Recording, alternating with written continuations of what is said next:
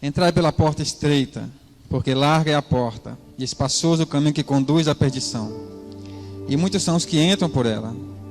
E porque estreita é a porta e apertado o caminho que leva à vida, e poucos há que a encontrem. Acautelai-vos, porém, dos falsos profetas, que vêm até vós vestidos como ovelhas, mas interiormente são lobos devoradores. Por seus frutos os conhecereis. Porventura colhem-se uvas dos espinheiros, ou figo dos abrolhos? Assim toda árvore boa produz bons frutos, e toda árvore má produz frutos maus. Não pode a árvore boa dar maus frutos, e nem a árvore má dá frutos bons. Toda árvore que não dá bom fruto corta-se e lança-se no fogo. Portanto, pelos seus frutos os conhecereis. Nem todo que me diz Senhor, Senhor entrará no reino dos céus, mas aquele que faz a vontade de meu Pai que está nos céus. Muitos me dirão naquele dia: Senhor, Senhor, não profetizamos nós em teu nome? E em teu nome não expulsamos demônio? E em teu nome não fizemos muitas maravilhas? E então lhes direi abertamente: nunca vos conheci. Apartai-vos de mim, vós que praticais a iniquidade. Todo aquele, pois, que escuta essas minhas palavras e as pratica, assemelhá-lo-ei ao homem prudente, que edificou a sua casa sobre a rocha. E desceu a chuva, e correram rios, e sopraram ventos, e combateram aquela casa, e não caiu, porque estava edificada sobre a rocha. E aquele que ouve essas palavras e não as cumpre, compará-lo-ei ao homem insensato, que edificou a sua casa sobre a areia. Desceu a chuva, correram rios, e sopraram ventos, e combateram aquela casa, e caiu, e foi grande a sua queda. E aconteceu que, concluindo Jesus esse discurso, a multidão se admirou da sua doutrina, porque os ensinava com autoridade, e não como os escribas. Amém? Durante a leitura desse texto que nós acabamos de ler, nos parece que Jesus ele vem tratando de assuntos diferentes, né? Ele fala sobre frutos, sobre ovelhas, sobre falsos profetas, sobre construção. Porém, todo o resto do sermão, todo o texto que a gente leu, ele baseia-se em apenas um assunto: seguir o caminho de obediência e conhecer aqueles que nos desviam do caminho da obediência. Conhecer aqueles que nos levam a desobedecer. Conhecer esses homens que nos afastam do caminho reto, do caminho do Senhor. Tudo que nós lemos aqui baseia-se em apenas isso: conhecer o caminho de obediência. É obedecer. Jesus diz, a palavra de Deus diz que obedecer vale mais que sacrificar, né? É obediência. É obedecer ao Senhor. Esse é o que nós temos que entender para a nossa vida cristã. Obedecer ao Senhor, obedecer ao nosso Deus, ao nosso Senhor. Então aqui Jesus chega, no final desse sermão, ele nos traz a essa elevação de aplicar aquilo tudo que ele ensinou. Ele ensinou todo o sermão, desde as bem-aventuranças até esse final, e agora ele vem nos mostrar aqui nesse final, que vocês têm que aplicar tudo que vocês ouviram. Vocês têm que praticar essas coisas. O que importa aqui no final é praticar, é viver, é aplicar a palavra de Deus nas nossas vidas. O que importa no fim das contas. E ele vai traçar uma linha de modo muito claro, o mais claro possível que ele pode mostrar, para nos mostrar que há dois caminhos: o caminho da obediência, que leva à vida eterna, e um caminho perdido que nos leva à perdição eterna. E ele vai citar aqui vários coisas que ele vai nos mostrar aqui de duelos, por exemplo. Ele vai falar sobre dois caminhos. Tem dois caminhos, tem duas portas, tem dois destinos, são dois grupos de pessoas, são dois tipos de árvores, são dois tipos de frutos, são dois grupos sendo julgados naquele dia, são dois tipos de construtores, são dois tipos de fundamentos, de alicerces de construção. Você vê que ele faz dois tipos para mostrar: olha, existe esse caminho, existe esse caminho. Muitos encontram o caminho da perdição, poucos encontram o caminho da salvação. Então no verso 13 e 14 ele vai nos mostrar que há dois caminhos. Ele começa mostrando: olha, há dois caminhos. Há um largo, espaçoso, e há um caminho mais apertado, um caminho estreito. Assim como ele fala que há duas portas: há uma porta larga, espaçosa, assim como há uma porta mais apertada, há uma porta estreita. E quem são esses dois grupos de pessoas aqui que ele cita aqui no texto? São aqueles que andam pelo caminho espaçoso e entram pela porta larga, e são aqueles que andam pelo caminho apertado e entram pela porta estreita. São dois tipos de pessoas no mundo que existe: aqueles que decidem seguir pelo caminho apertado, entrar pela porta estreita, e aqueles, como a maioria, que escolhem o caminho largo, espaçoso, onde você pode andar do jeito que você quiser e querem entrar pela porta larga. E o interessante é que as duas portas levam diante do Senhor. As duas portas fará você entrar para estar na presença de Deus. A questão é que a porta estreita o levará para a salvação e a porta larga o levará para a perdição eterna. Há esse destino final para o homem: o caminho de perdição eterna e o caminho da vida eterna. É impossível, meus irmãos, é impossível. Jesus deixa claro nesse texto: é impossível que alguém trafegue pelo caminho largo, que alguém entre pela porta larga e encontre a vida. É impossível. Não há como. Não há como alguém querer abraçar esse mundo, andar do jeito que quiser, chegar lá e dizer: eu mereço estar aqui. Eu vi um vídeo hoje, eu fiquei pasmo sobre esses pessoal da internet aí. E o cara disse: olha, se Deus não me quiser, se Deus não me aceitar do jeito que eu sou, é desse povo, né? Se Deus me aceitar do jeito que eu sou, quem está perdendo é ele. O cara falou desse jeito. Tem coragem, tem coragem. Se Deus não quiser me aceitar, quem está perdendo é ele. As pessoas não sabem o que dizem, não sabem o que falam. Elas querem andar pelo caminho espaçoso do jeito que quiser e chegar a dizer: agora abra as portas que eu vou entrar. Eu vou entrar do jeito que eu quiser. O caminho largo é esse que conduz o homem diretamente para a perdição. E eles caminham enxergando tudo, vendo todas as suas ações e consequências, e não estão nem aí, não se preocupam nem um pouco com isso. Não imaginam o que é que pode acontecer no final. Acham que o inferno vai ser pessoas fazendo festa e farra lá. É isso que eles pensam: olha, se Deus não quiser no céu, a minha galera vai para o inferno e faz festa lá. Não fazem ideia do que falam, não pensam no que falam. E o caminho largo é esse, é o caminho do mundo. É o caminho fácil, é o caminho que não há renúncia, é o caminho que não há confissão, é o caminho que não há entrega ao Senhor. E os homens querem andar por esse caminho. É esse caminho largo, é o homem que quer seguir o curso desse mundo. Conforme o mundo leva, ele vai. Deixa a vida me levar, vida leva eu. É assim que o homem quer viver. Deixa a vida me levar, o que a vida me levar para fazer, eu faço. Não entendem a profundidade disso. O que o homem quer é fazer a vontade do mundo. O que o homem quer é fazer a vontade da sua carne. Provérbios 14:12 vai dizer: há caminhos que ao homem parece certo, mas são caminhos de morte. Veja bem, o homem olha e fala: esse caminho eu acho que é certo, dá para eu seguir. E o que é que o texto fala? É caminho de morte. É caminho de morte. Por quê, meus irmãos? Porque só há um caminho. Não existem estradas, não existem outros caminhos. Só existe um caminho, e ele mesmo se revela ao mundo. Ele mesmo diz: eu sou o caminho. Eu sou o caminho, a verdade e a vida. Eu sou o caminho. Ele se revela ao mundo, ele se mostra ao mundo. Ele diz: eu sou o único caminho que leva a Deus. Todos os outros caminhos são caminhos de morte. É o que o texto deixa bem claro para nós. Não há salvação fora de Cristo. Não há salvação fora de Jesus. Ele recebeu o direito e todo o poder. Somente Ele tem todo o poder e autoridade para nos conduzir à presença de Deus. Somente Ele tem. Foi dado a Ele. Então, o que significa andar pelo caminho apertado e entrar pela porta estreita? Lucas 13:14, Jesus vai dizer: esforcem-se para entrar pela porta estreita, porque eu digo a vocês, muitos procurarão entrar e não poderão. Esforcem-se. Então, como é se esforçar nesse sentido, meus irmãos? Eu citei aqui 5 pontos interessantes para nós.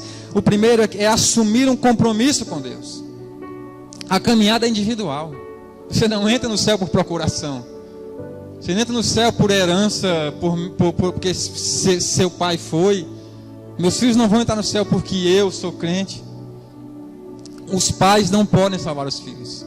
O marido não pode salvar a esposa. A esposa não pode salvar o marido. O amigo não pode responder pelo outro. Você deve assumir essa responsabilidade. Você deve assumir esse compromisso de caminhar pela estrada que leva à vida. É decisão sua, você deve assumir. Outros não podem fazer por você. Outros não podem pegar você e te levar como carona. Você deve trilhar esse caminho. A porta é Jesus. E é nossa responsabilidade entrar por essa porta. O segundo ponto é reconhecer Jesus como Senhor e Salvador da sua vida. Jesus disse: eu sou a porta. Quem entrar por mim será salvo, entrará, sairá e achará pastagem. Eu sou a porta, ele diz, eu sou a porta. Entrem por mim, ele está dizendo. Ele também disse, eu sou o caminho, ninguém vem ao Pai senão por mim. Ele está dizendo, olha, há dois caminhos, um para a perdição e um para a vida. Há duas portas, um para a perdição e um para a vida. Eu sou a porta, eu sou o caminho que leva à salvação. Ele deixa bem claro para nós, não há salvação fora de Cristo. Então, meus irmãos, andar por essa estrada, entrar por essa porta, é nós assumirmos que Jesus é Senhor da minha vida e que eu me entrego completamente a Ele. É você dizer, Ele é Senhor da minha vida. Ele governa a minha vida. Não mais eu, não mais minhas vontades, não mais o curso desse mundo, não mais o diabo, não. Eu sigo nesse caminho reconhecendo, Jesus é meu Senhor.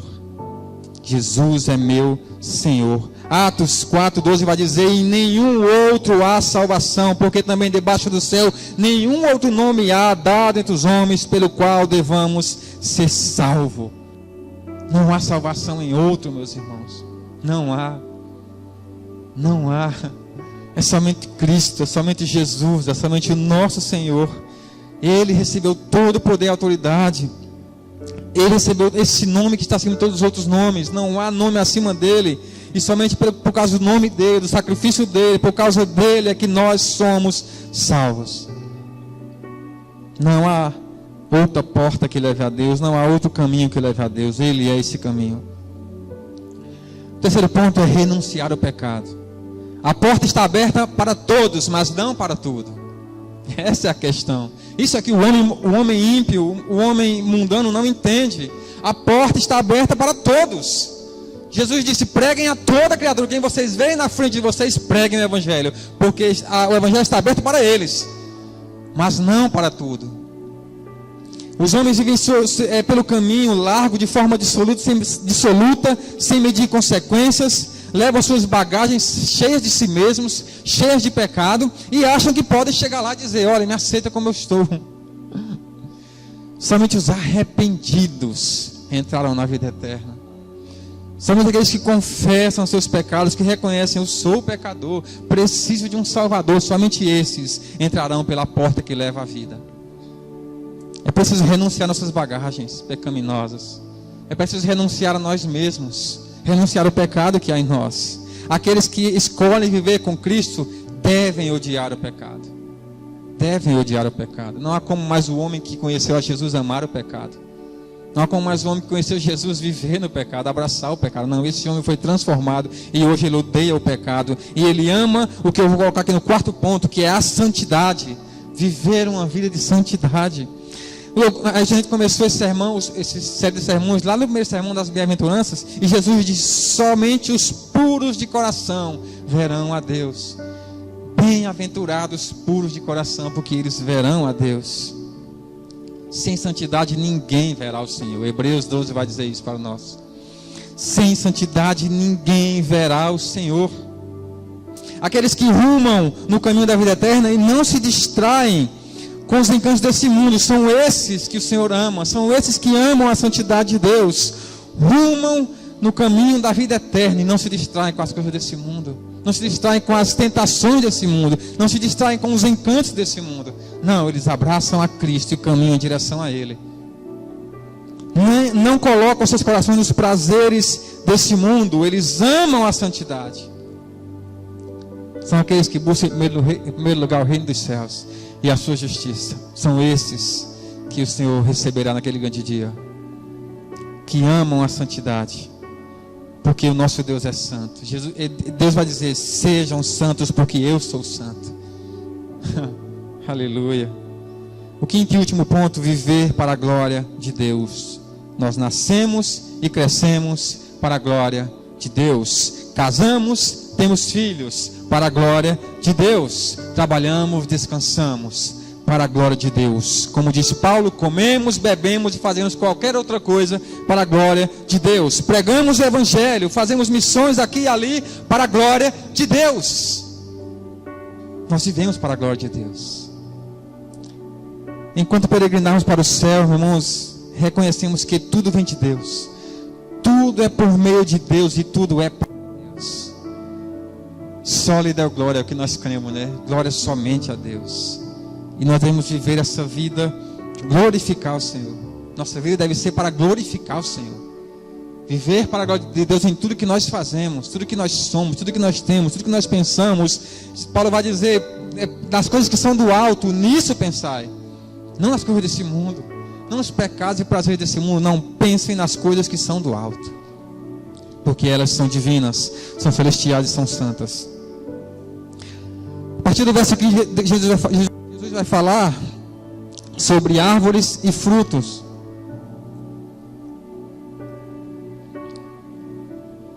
Você vê que nós falamos aqui sobre aqueles que reconhecem e andam pelo caminho apertado, mas muitos escolhem o caminho largo.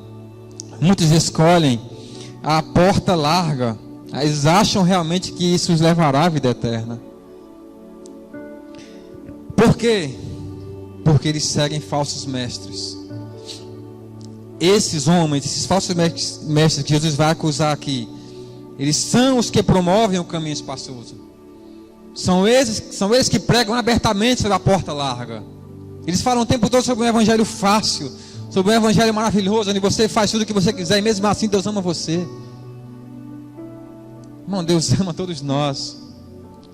Ele recebe como nós estamos, mas não quer que nós permaneçamos desse jeito. Quer que nós sejamos transformados, renovados pelo evangelho que vem dele. Esses homens não, eles pregam um falso evangelho. Eles pregam um outro evangelho. E Jesus vem nos advertir sobre esses homens. No verso 15, ele vai dizer: acautelai-vos, porém, dos falsos profetas que vêm até vós vestidos como ovelhas, mas interiormente são lobos devoradores. Cuidado, cuidado, cuidado é o que ele está falando. Cuidado, estão no meio de vocês. Estão no meio de vocês. Cuidado. Mas estão disfarçados como ovelhas. Vocês acham que são de vocês, mas são lobos devoradores. Querem tragar você para o mundo, querem tirar você da presença de Deus. Cuidado com esses homens. João vai dizer na sua primeira carta: amados, não deem crédito a qualquer espírito, antes provai os espíritos se vem de Deus, porque muitos falsos profetas têm saído pelo mundo afora. João e Jesus vêm nos advertir sobre os falsos profetas, mas eu gosto muito da definição que Judas faz sobre os falsos profetas.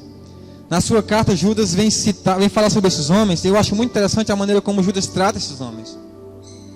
Veja bem, na carta de Judas, no verso 13, ele vai dizer o seguinte: amados, procurando eu escrever-vos com toda diligência acerca da comum salvação, tive por necessidade escrever-vos e exortar-vos a batalhar pela fé que uma vez foi dada aos homens. Olha como é interessante. Judas, ele sentia no coração um desejo enorme, grande, de escrever sobre a salvação.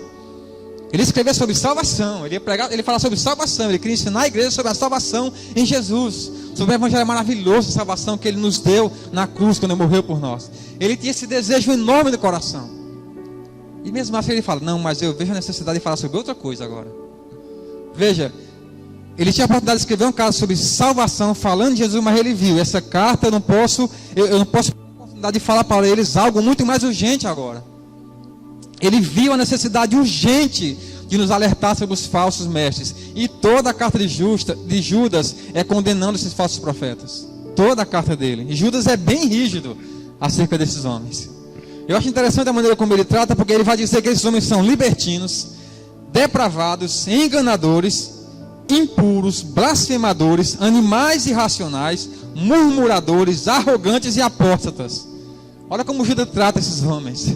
Ele não tem pena alguma de falar mal, de dizer o mal que há nesses homens, de mostrar quem eles são realmente. Libertinos, depravados, enganadores, blasfemadores, animais irracionais, impuros. Agora, o que eu acho interessante é que ele faz uma comparação interessante sobre esses homens. Ele compara eles a alguns fenômenos da natureza. Nos versos 12 e 13 da sua carta, ele vai dizer algumas coisas sobre eles. A primeira que ele vai falar é que esses homens são como rochas submersas.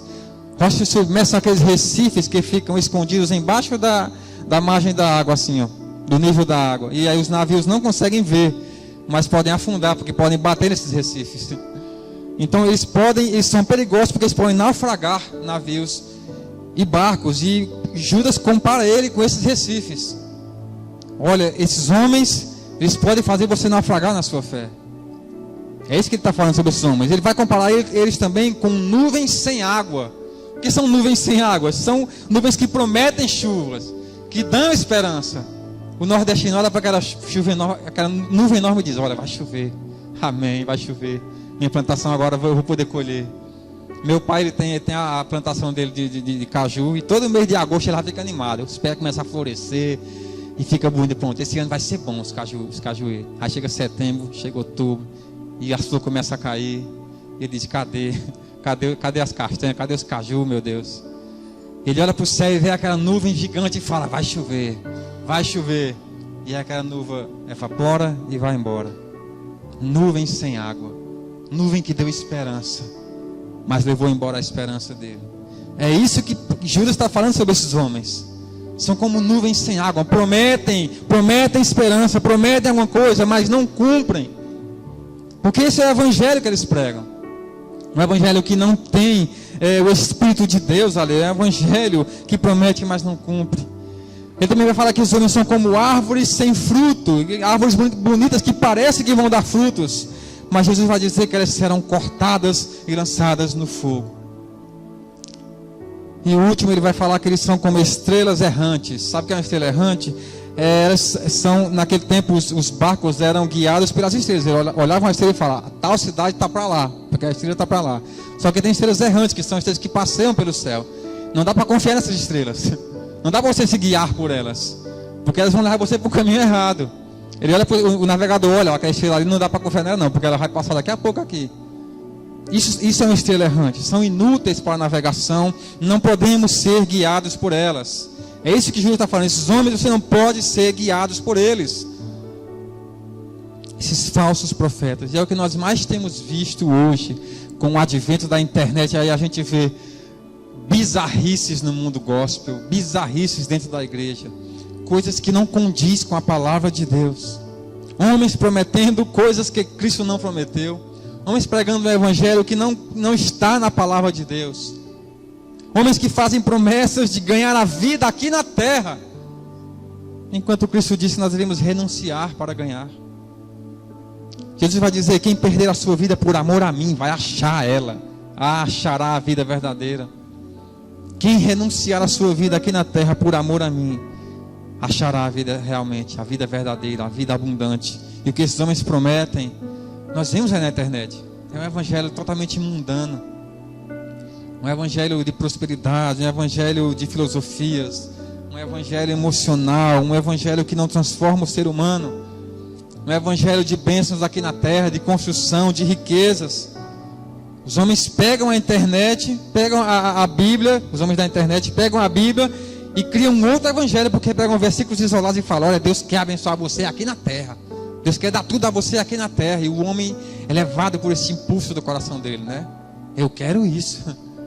Eu quero isso mesmo. Eu quero caminhar com Deus, ao mesmo tempo que eu sou ricamente abençoado de maneira financeira e material aqui na terra.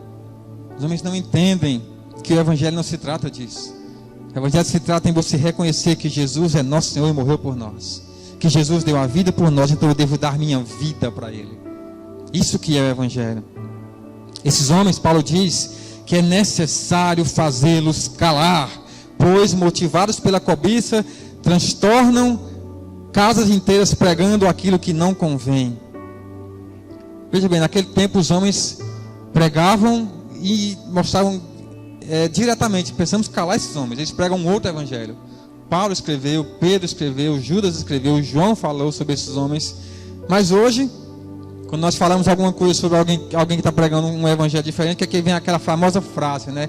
Mas ele pelo menos está ganhando alma. E você está fazendo o quê? Ele está ganhando alma. Irmãos, não estão. Esse é o problema, não estão. Paulo diz que esses homens, essa multidão, criaram mestres que eles pregassem aquilo que eles querem ouvir. E esses mestres surgiram, apareceram, então estão pregando a coisas que o público quer ouvir. Então são cego guiando os cegos. Homens que querem a sua bênção aqui na terra, homens que querem um Deus que aceita eles como ele está, e homens que pregam exatamente isso. E aí vão vivendo essa vida nesse mundo. Esse é o problema. Eles estão levando multidões à perdição. Multidões.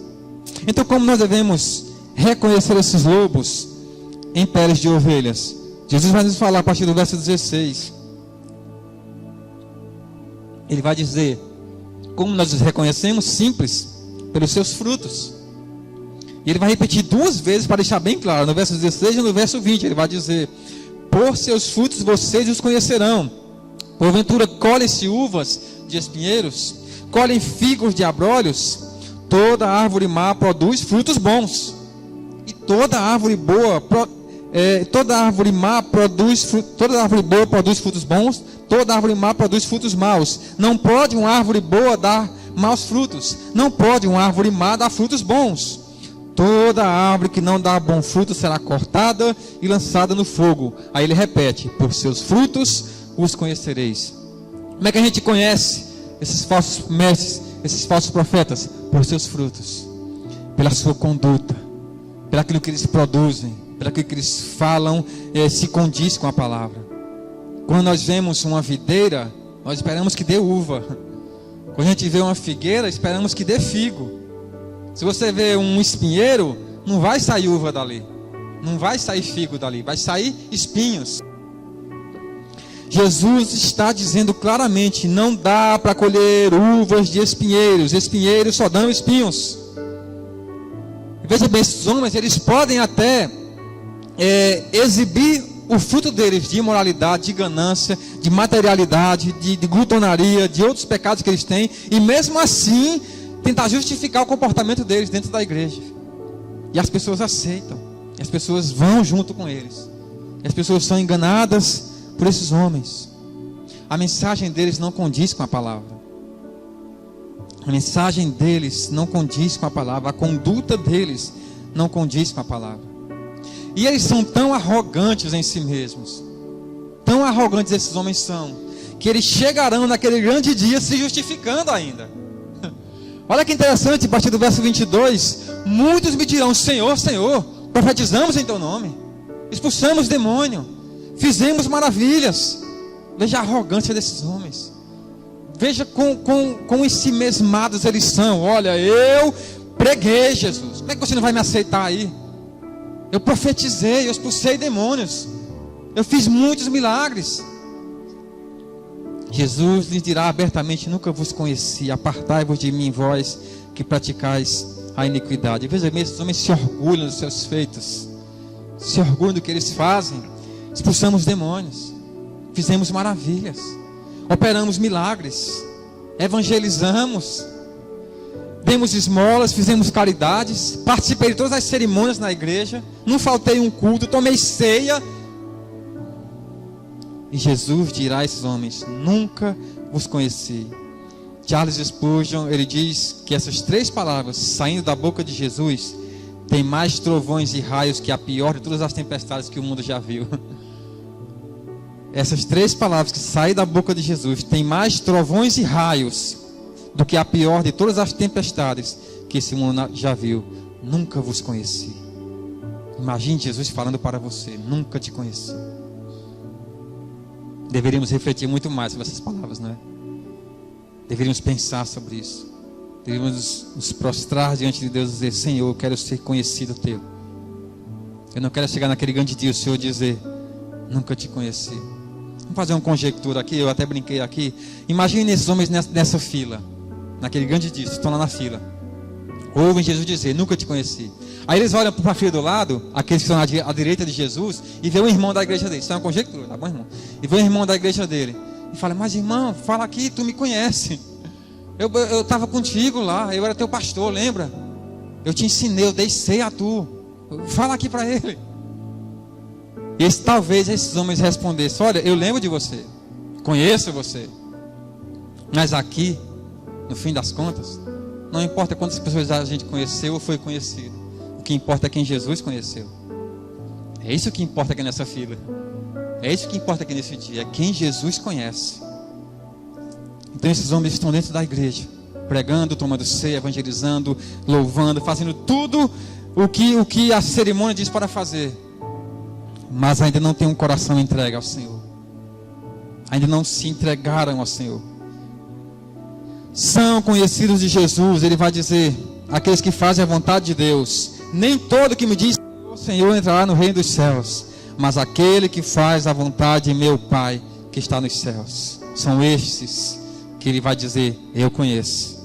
Os mestres piedosos mostrarão bons frutos, fazem discípulos, usam seus dons para beneficiar os outros, conduzem pessoas perdidas a Jesus, amam seus irmãos na fé, buscam maneiras humildes de fazer o bem em todos os lugares, servem com humildade.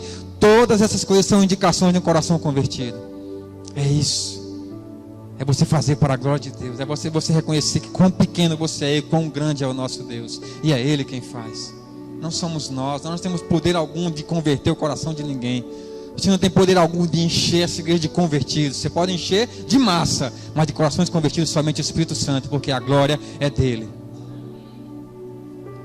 Então ele vai encerrar o seu discurso falando sobre os dois fundamentos e sobre os dois tipos de construtores. Todo aquele, pois, que escuta as minhas palavras e as pratica, assemelhá-lo-ei ao homem prudente que edificou a sua casa sobre a rocha. Desceu a chuva, correram rios, sopraram ventos, combateram aquela casa, mas não caiu, porque estava edificada sobre a rocha. E aqueles que ouvem as minhas palavras e não as cumprem, compará-lo-ei ao homem insensato que edificou a sua casa sobre a areia, e desceu a chuva, correram rios, sopraram ventos, combateram aquela casa e caiu, e foi grande a sua queda. Aqui há um erro de interpretação aqui de alguns homens, de algumas igrejas, porque alguns acham que Jesus está falando aqui sobre crentes ímpios, sobre aqueles que aceitam Jesus e aqueles que não aceitam, sobre aqueles que creem e aqueles que não creem. E de fato, os ímpios se encaixam aqui. Mas Jesus está tratando aqui sobre aqueles que professam a fé e aqueles que afirmam que praticam essa fé. É sobre isso que ele está falando aqui. Tiago diz: sejam cumpridores da palavra e não apenas ouvintes. Não apenas ouvir, mas cumprir, praticar a palavra. Aqueles que ouvem e não praticam são como os homens que construíram a sua casa sobre a areia. E quando a tempestade vier, que será o juízo de Deus, aquele grande dia, ela cairá. Jesus ainda acrescenta: e será grande a sua queda.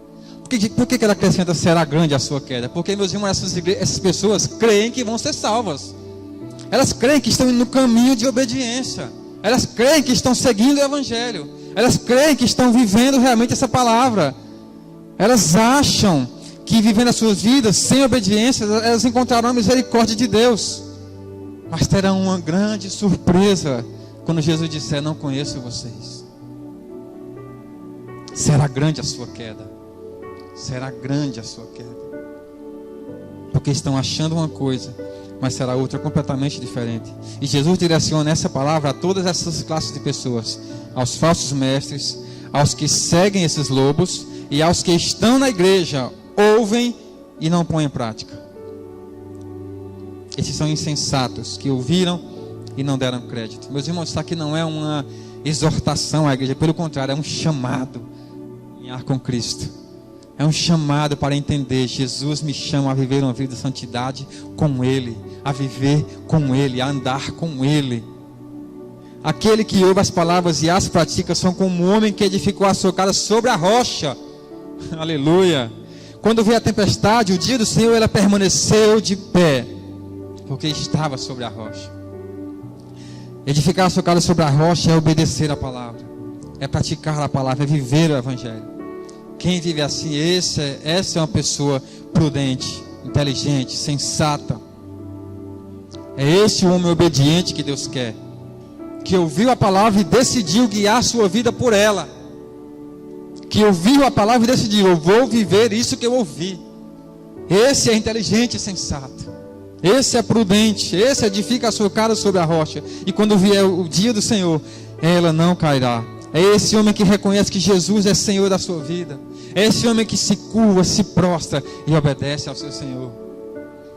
Aleluia. Edificar a sua casa é afirmar que nem só de pão vive o homem, mas de toda palavra que vem de Deus. Toda palavra que vem da boca de Deus.